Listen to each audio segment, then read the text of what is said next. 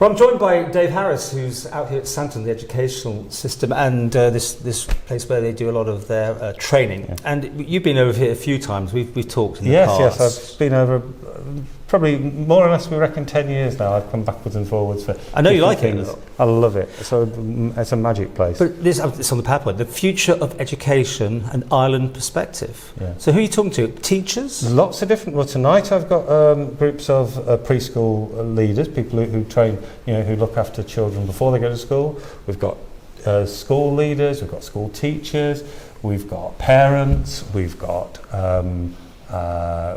politicians, we've got governors, we've got college, we've got all sorts of different groups. You're over here officially by the government. What's your message? Are you coming up with a new way of doing things? No. I mean, the whole thing is I should vanish at this point from the screen because it's not about me. Right. And you go around the world doing all this. Yeah, I work in many places. The reason why I'm doing this is because I have worked with all sides on the island. I've worked with the government, I've worked in most of the schools, and I've worked with some of the politicians.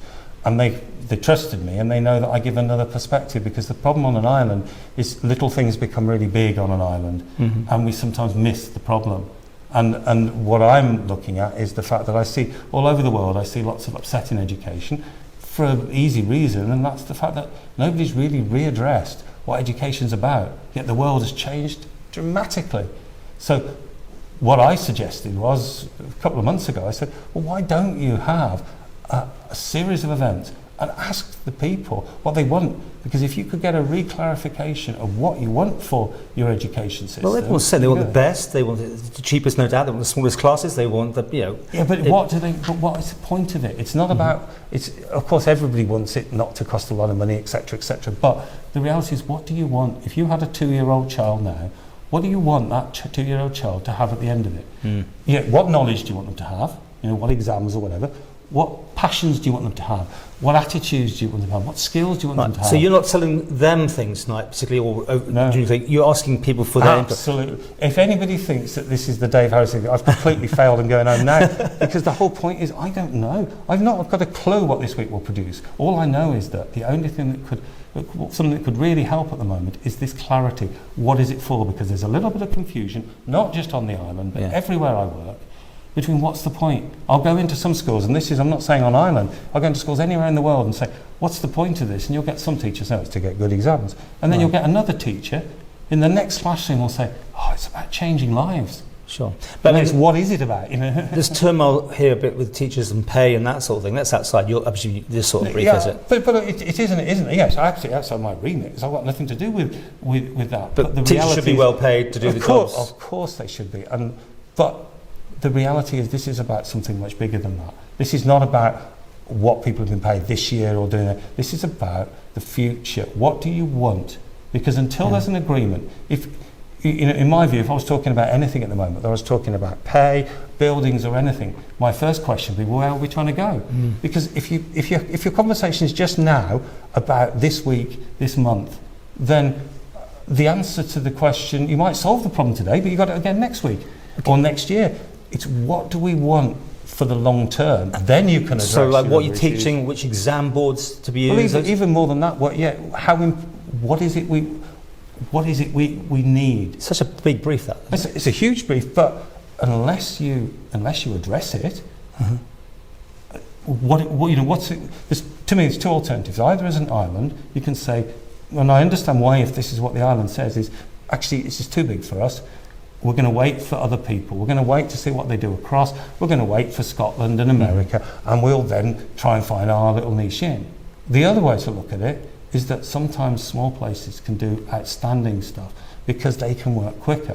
The other way is to say, actually, rather than waiting for all these, because we can see the inevitability. I mean, there is no doubt education and exams will change absolutely extraordinarily over the next 30, 40 years. There's absolutely no doubt.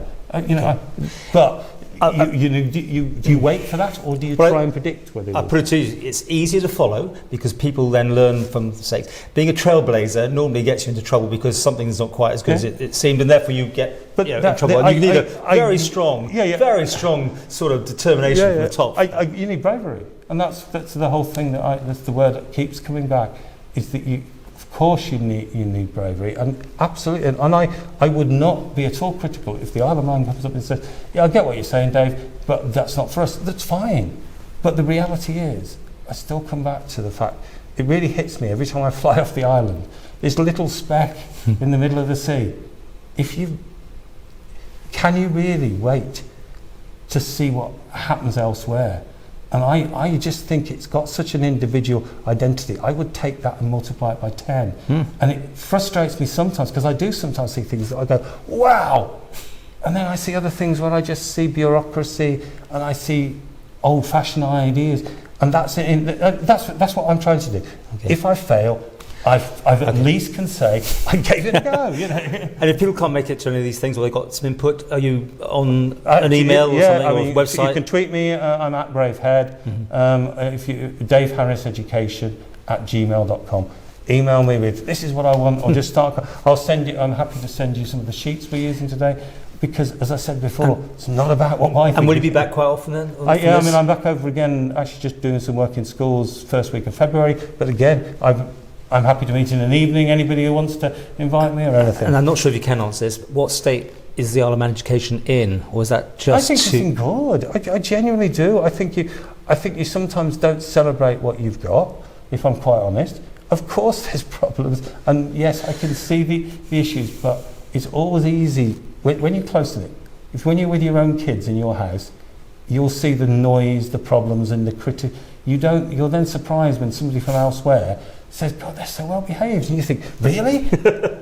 And that's exactly here. I come in here and I go, yeah, there's an awful lot to be proud of, and yet I don't see people saying that. Yes, I know there's lots more to do, but then there is no such thing as a perfect education system. So.